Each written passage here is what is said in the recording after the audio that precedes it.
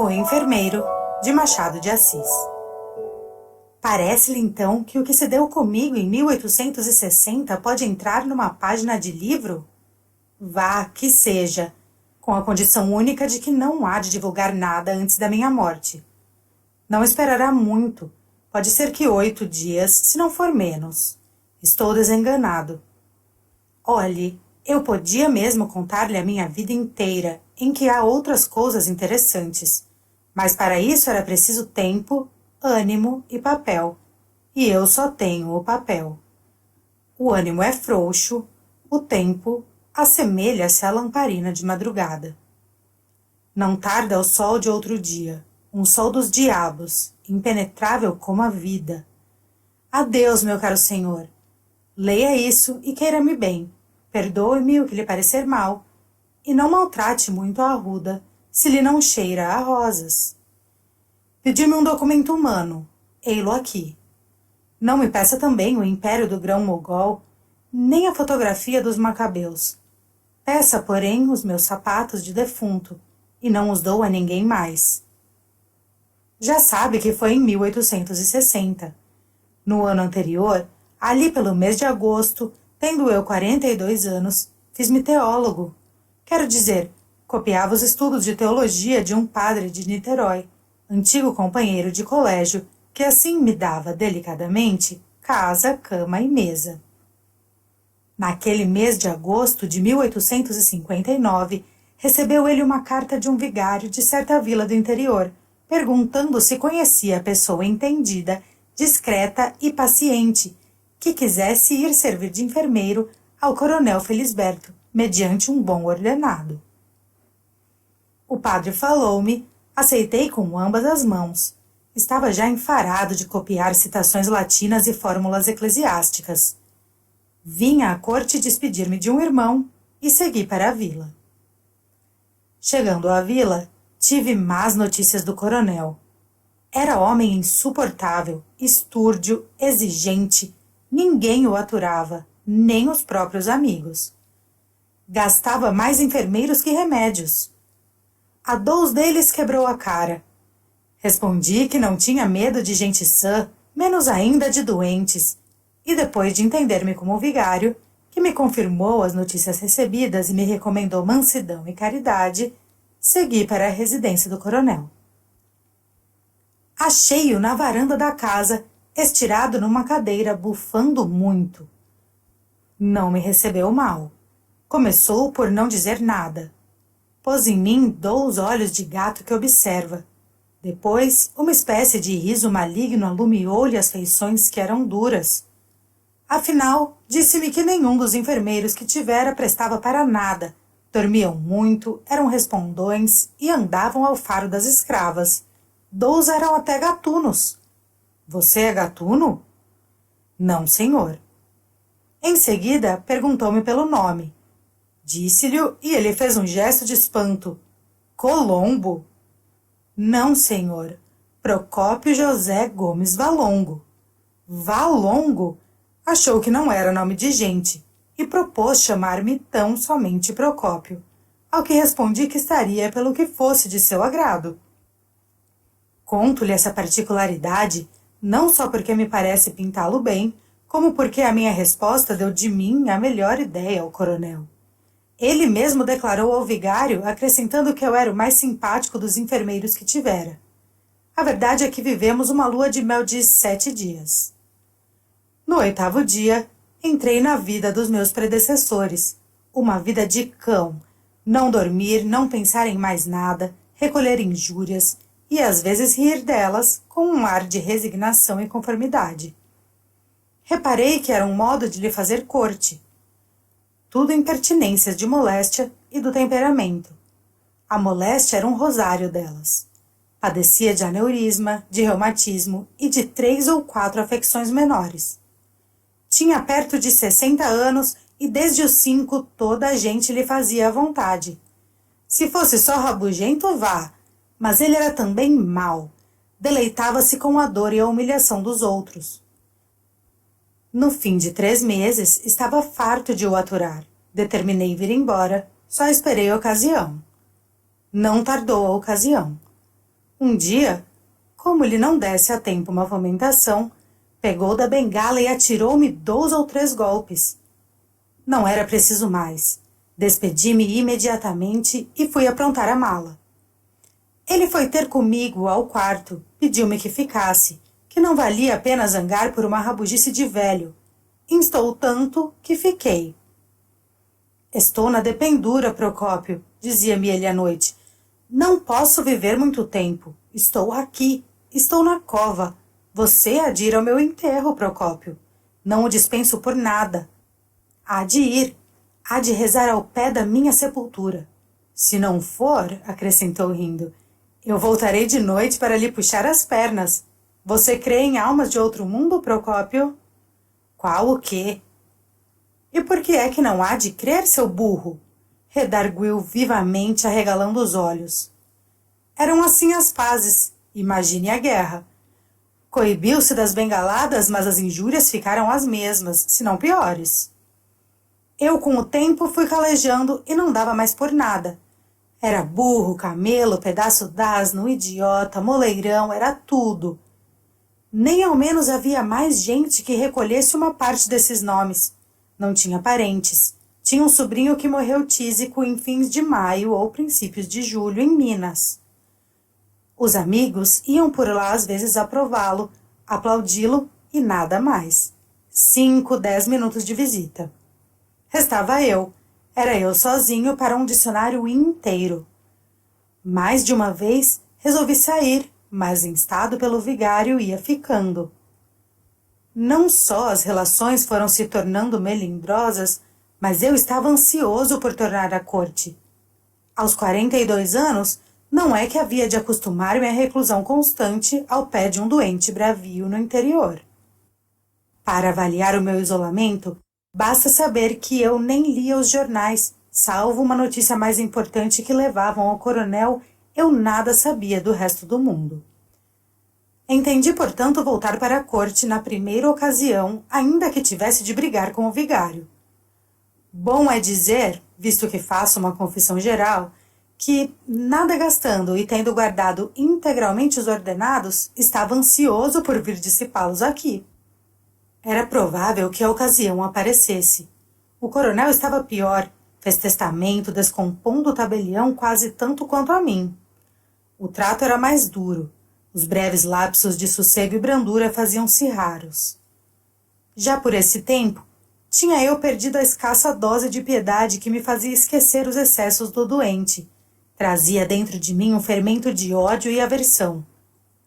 No princípio de agosto, resolvi definitivamente sair. O vigário e o médico, aceitando as razões, pediram-me que ficasse algum tempo mais. Concedi-lhes 1 mês. No fim de 1 mês, viria embora, qualquer que fosse o estado do doente. O vigário tratou de procurar-me substituto. Vai ver o que aconteceu. Na noite de 24 de agosto, o coronel teve um acesso de raiva, atropelou-me, disse-me muito nome cru, ameaçou-me de um tiro e acabou atirando-me um prato de mingau que achou frio. O prato foi cair na parede, onde se fez em pedaços. Hás de pagá-lo, ladrão! Bradou ele. Resmungou ainda muito tempo. Às 11 horas passou pelo sono. Enquanto ele dormia, saquei um livro do bolso, um velho romance de Darlin Court traduzido, que lá achei, e pus-me a lê-lo no mesmo quarto, a pequena distância da cama. Tinha de acordá-lo à meia-noite para lhe dar o remédio. Ou fosse de cansaço, ou do livro, antes de chegar ao fim da 2ª página, adormeci também. Acordei aos gritos do coronel e levantei-me estremunhado. Ele, que parecia delirar, continuou nos mesmos gritos e acabou por lançar mão da moringa e arremessá-la contra mim. Não tive tempo de desviar-me.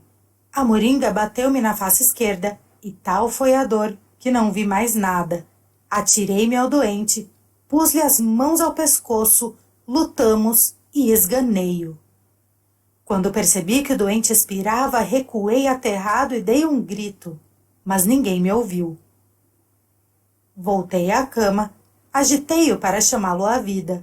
Era tarde, arrebentara o aneurisma e o coronel morreu. Passei a sala contígua e durante 2 horas não ousei voltar ao quarto. Não posso mesmo dizer tudo o que passei durante esse tempo. Era um atordoamento, um delírio vago e estúpido. Parecia-me que as paredes tinham vultos, escutava umas vozes surdas.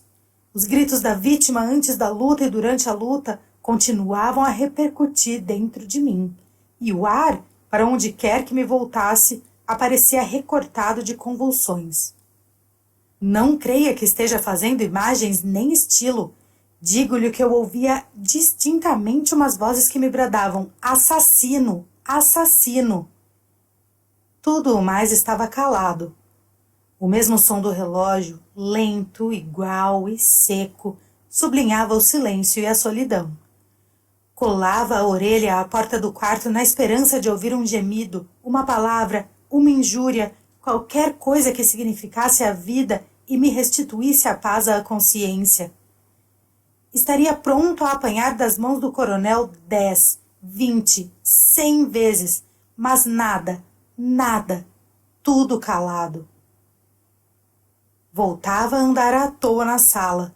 Sentava-me, punha as mãos na cabeça, arrependia-me de ter vindo. Maldita a hora em que aceitei semelhante coisa, exclamava. E descompunha o padre de Niterói, o médico, o vigário, os que me arranjaram um lugar e os que me pediram para ficar mais algum tempo. Agarrava-me à cumplicidade dos outros homens. Como o silêncio acabasse por aterrar-me, abri uma das janelas para escutar o som do vento, se ventasse. Não ventava. A noite ia tranquila, as estrelas fulguravam com a indiferença de pessoas que tiram o chapéu a um enterro que passa e continuam a falar de outra coisa. Encostei-me ali por algum tempo fitando a noite, deixando-me ir a uma recapitulação da vida, a ver se descansava da dor presente. Só então posso dizer que pensei claramente no castigo. Achei-me com um crime às costas e vi a punição certa. Aqui o temor complicou o remorso. Senti que os cabelos me ficavam de pé. Minutos depois, vi 3 ou 4 vultos de pessoas no terreiro espiando, com um ar de emboscada. Recuei. Os vultos esvaíram-se no ar. Era uma alucinação. Antes do alvorecer, curei a contusão da face. Só então ousei voltar ao quarto. Recuei 2 vezes, mas era preciso, e entrei. Ainda assim não cheguei logo à cama. Tremiam-me as pernas, o coração batia-me. Cheguei a pensar na fuga, mas era confessar o crime, e, ao contrário, urgia fazer desaparecer os vestígios dele. Fui até a cama.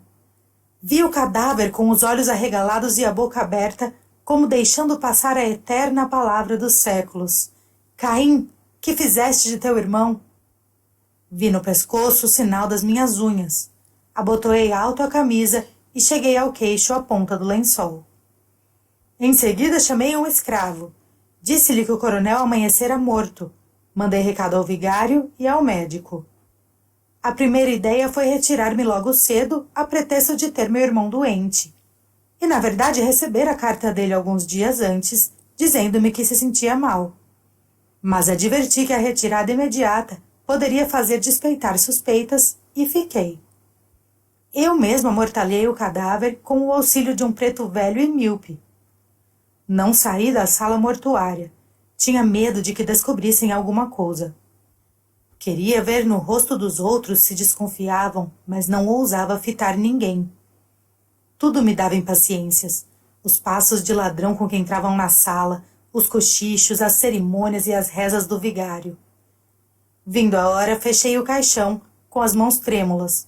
Tão trêmulas que uma pessoa que reparou nelas disse a outra com piedade: Coitado do Procópio. Apesar do que padeceu, está muito sentido. Pareceu-me ironia. Estava ansioso por ver tudo acabado. Saímos à rua. A passagem da meia escuridão da casa para a claridade da rua deu-me grande abalo. Receei que fosse então impossível ocultar o crime. Meti os olhos no chão e fui andando. Quando tudo acabou, respirei. Estava em paz com os homens. Não o estava com a consciência, e as primeiras noites foram naturalmente de desassossego e aflição. Não é preciso dizer que vim logo para o Rio de Janeiro, nem que vivia aqui aterrado, embora longe do crime. Não ria, falava pouco, mal comia, tinha alucinações, pesadelos. Deixa lá o outro que morreu, diziam-me. Não é caso para tanta melancolia. E eu aproveitava a ilusão, fazendo muitos elogios ao morto, chamando-lhe boa criatura, impertinente, é verdade, mas um coração de ouro.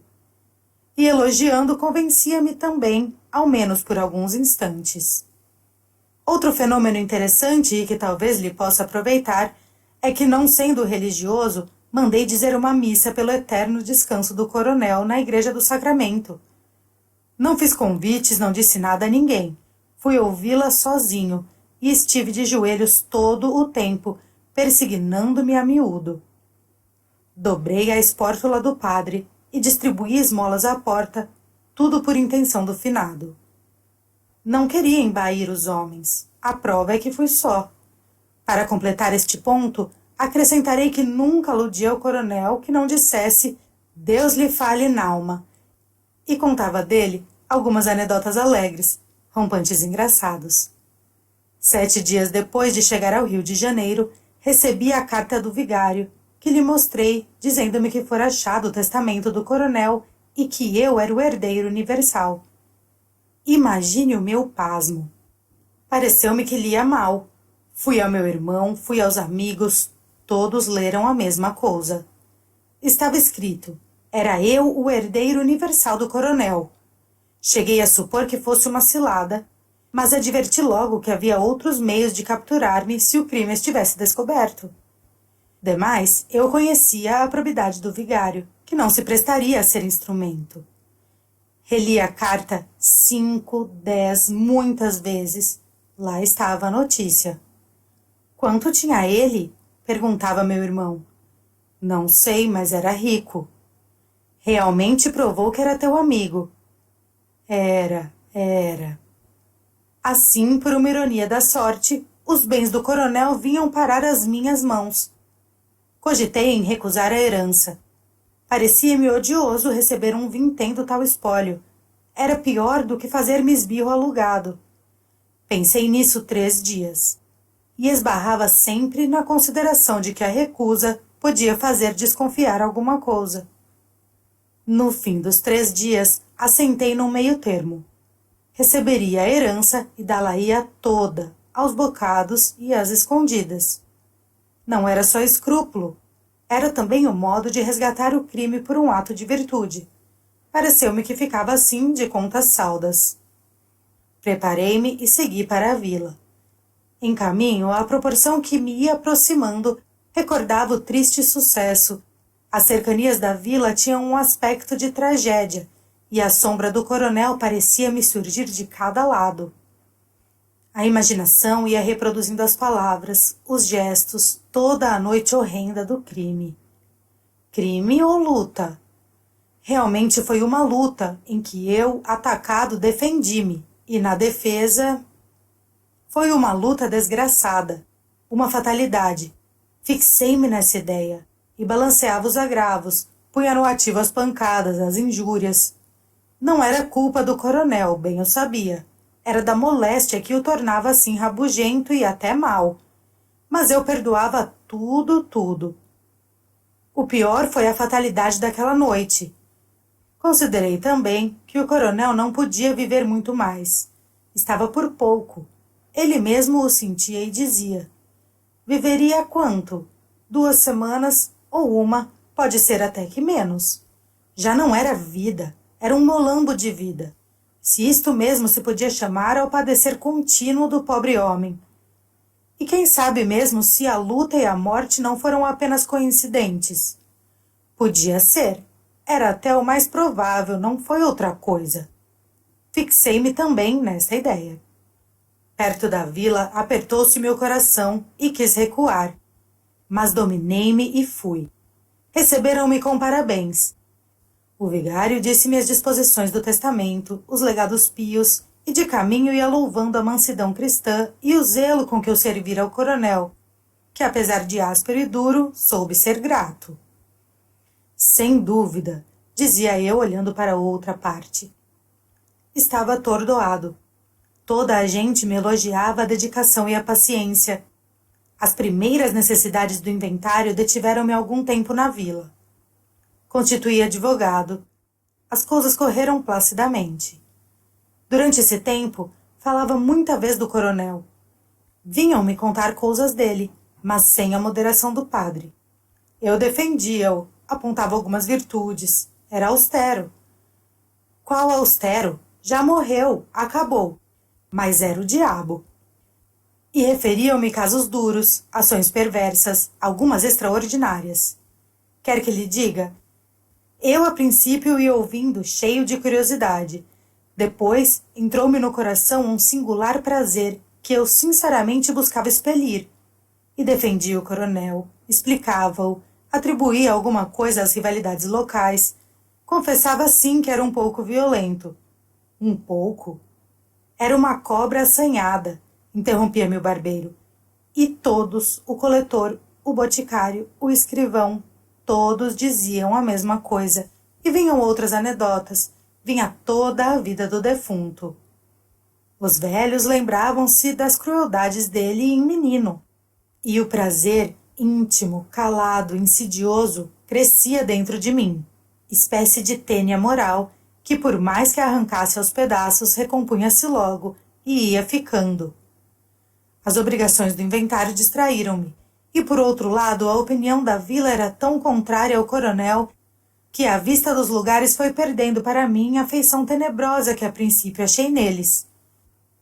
Entrando na posse da herança, convertia-a em títulos e dinheiro. Eram então passados muitos meses, e a ideia de distribuí-la toda em esmolas e donativos pios não me dominou como da primeira vez. Achei mesmo que era afetação. Restringi o plano primitivo. Distribuí alguma coisa aos pobres, dei à matriz da vila uns paramentos novos, fiz uma esmola à Santa Casa de Misericórdia, etc. Ao todo, 32 contos. Mandei também levar um túmulo ao coronel, todo de mármore, obra de um napolitano que aqui esteve até 1866 e foi morrer, creio eu, no Paraguai. Os anos foram andando e a memória tornou-se cinzenta e desmaiada. Penso às vezes no coronel, mas sem os terrores dos primeiros dias. Todos os médicos a quem contei as moléstias dele foram acordes em que a morte era certa, e só se admiravam de ter resistido tanto tempo. Pode ser que eu, involuntariamente, exagerasse a descrição que então lhes fiz, mas a verdade é que ele devia morrer, ainda que não fosse aquela fatalidade. Adeus, meu caro senhor. Se achar que esses apontamentos valem alguma coisa, pague-me também um túmulo de mármore, ao qual dará por epitáfio esta emenda que faço aqui, ao divino sermão da montanha. Bem-aventurados os que possuem, porque eles serão consolados.